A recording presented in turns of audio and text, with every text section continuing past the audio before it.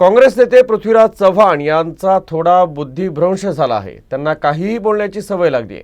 कुठे पंतप्रधान पदाचे स्वप्न बघतात, कोण जाणार कोण येणार। आता जगातील सर्वात मोठे भविष्यवेत्ते हे पृथ्वीराज चव्हाण झाले आहे असं मला वाटतं, अशी प्रतिक्रिया राज्याचे महसूल मंत्री आणि ज्येष्ठ भाजप नेते चंद्रशेखर बावनकुळे यांनी दिली।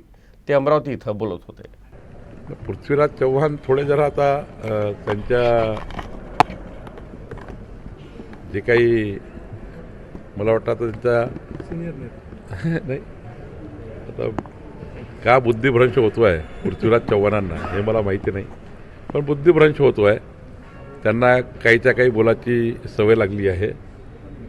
कुठं पंतप्रधानाचे स्वप्न बघतात, काय करतात, कोण जाणार कोण येणार।